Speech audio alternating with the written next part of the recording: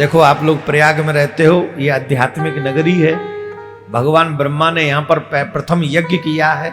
ऐसी धरा पर आज बड़ी कृपा हुई हमारे ऊपर। आज हमें अक्षय वट का दर्शन हुआ, बड़ी कृपा हुई, और सरस्वती कूप का भी दर्शन हुआ। कुछ व्यवस्थाएं हो गई थी तो उन अधिकार के चक्कर में चलते हुए, वैसे तो सब आजकल काम चल रहा है, फिर भी संवैधानिक तरीके से ही हम गए थे और आज्ञा लेकर, अनुमति लेकर गए थे। तो उन लोगों ने बड़े प्यार से हमें अक्षय वट का दर्शन कराया। एक बात कहें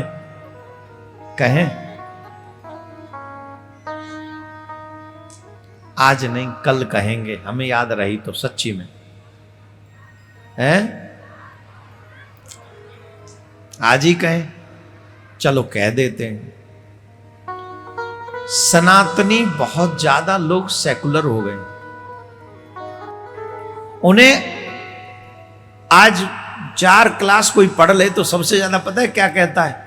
अरे मानव तो मानव होते, क्या हिंदू, क्या फलाना, क्या ढिमका, मानव तो मानव होता है। जरा जाके देखो अक्षय वट पे, जिस औरंगजेब के अत्याचारों की बात मैं बहुत पहले से करता आ रहा हूं कि उसने मथुरा का मंदिर तोड़ा, अयोध्या का मंदिर तोड़ा, काशी का मंदिर तोड़ा, नाना प्रकार के कार्य किए, अछूता प्रयाग भी नहीं रहा उससे।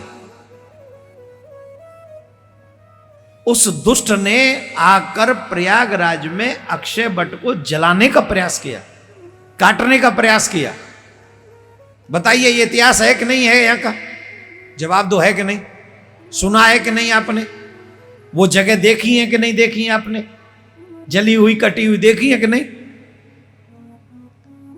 एक बार नहीं, अनेक बार उसने जलाने की कोशिश की अक्षय वट को।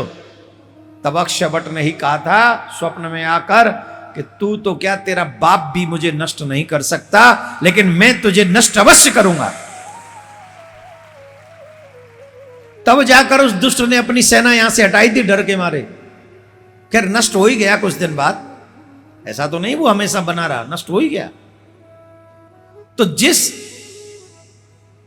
औरंगजेब के अत्याचार को मैं उठा रहा हूं, वो तो प्रयागराज भी उसका प्रमाण है कि नहीं? तो हम किसी को अपमानित नहीं करना चाहते, लेकिन अपने सम्मान को तो बचाए रखना हमारी जिम्मेदारी है कि नहीं है? तो अपने सम्मान के लिए हम सभी सनातनियों को एक स्वर में आवाज उठानी चाहिए और ये मांग करनी चाहिए संवैधानिक अधिकार के तहत कि हमारा फंडामेंटल राइट है। हम अपनी पूजा का, अपने देवताओं का सम्मान बनाने का ये अधिकार हमें संविधान ने दिया है। ये आवाज हमें हर जगह उठानी चाहिए। हम चाहे जहां जाएं ये आवाज उठा सकते हैं, ये संवैधानिक राइट है हमारा। मेरी बात पर विश्वास न करने वाले लोगों से मैं एक निवेदन करूंगा, कभी घर में जाके 1 मिनट सोचना कि किसी तुम्हारे दुश्मन ने तुम्हारे मम्मी पापा का फोटो लेकर अपने घर की सीढ़ियों में गाड़ दिया, और सिर्फ इस भावना से गाड़ दिया कि वो नित्य तुम्हारे मां बाप की फोटो को उसके पैरों तले कुचल लेंगे। सिर्फ ये सोचना घर में जाके, तब पता चलेगा कि मेरे मन में क्यों दुख है। क्योंकि मेरे मां बाप से भी बड़ा मेरा मां बाप मेरा कन्हैया है, मेरा कृष्ण है, मेरा भगवान है। मैं उससे ज्यादा मेरे लिए जीवन में कोई नहीं है। मैं कोई नेता नहीं हूं, मैं कोई अभिनेता नहीं हूं, न मैं नेता हूं, न मैं अभिनेता हूं, न मैं कोई बड़ा समाज सेवी हूं, समाज सेवी नहीं हूं। बड़ा छोटा क्या करेगा, मैं कुछ नहीं हूं। मैं तो एक छोटा सा, किनका सा एक कथावाचक हूं बस। लेकिन मेरे मन में यह दर्द है कि मेरे कन्हैया का अपमान आज भी हो रहा है। इसलिए उसको टालने के लिए, उससे बचने के लिए, मेरा तो अच्छा चल रहा है ना कथा का, उसके बाद भी मैं सिर्फ उस अपमान से बचने के लिए आपको जगाने के लिए प्रयास कर रहा हूं कि जागो हे सनातनियों, तुम अपने पेट की चिंता मत करो। पेट की चिंता तुम्हारी की परमात्मा करेगा। तुम अपने धर्म और अपने कल्याण की चिंता करो और अपने धर्म के लिए कदम बढ़ाओ। अच्छा एक बात बताओ, मुझे एक काम करना चाहिए कि नहीं करना चाहिए? जोर से बोलो। अकेला कोई व्यक्ति कुछ नहीं कर सकता। कोई प्रयास करो कि अकेला आदमी कुछ भी कर लेगा, नहीं करेगा। अगर हम उस सही दिशा वाले व्यक्ति का साथ देंगे, अब यहां में भी, इसमें भी बहुत बड़ी प्रॉब्लम आ जाती है। ये हमारा संगठन नहीं कर रहा है, ये हमारा दल नहीं कर रहा है, ये हमारा ये नहीं कर रहा है, ये तो अलग कोई व्यक्ति कर रहा है।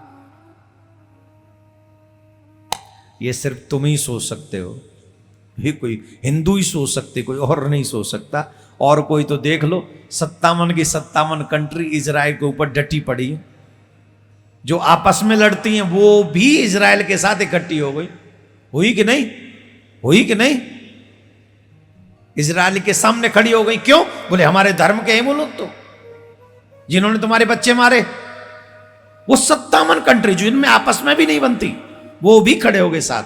और हम लोग कृष्ण के लिए भी साथ नहीं आते। क्यों नहीं आते? बोले हमारे दल का बात नहीं है ना, इससे तो फलानी सेना करवा रही, इसे फलाना दल करवा रहा है, इसे फला। अरे भैया, इसे सच्चे सनातनी करा रहे हैं। जो सच्चे सनातनी हैं वो सब इकट्ठे होकर इसको कार्य को करें। बहुत दिन से बैठे बैठे मलीदा मार लिया, रोटी खा ली, कुछ तो कदम निकालो अपने सनातन के लिए, कुछ तो जियो अपने सम्मान के लिए, कुछ तो काम कर लो अपने सनातन धर्म और आने वाली पीढ़ी के लिए।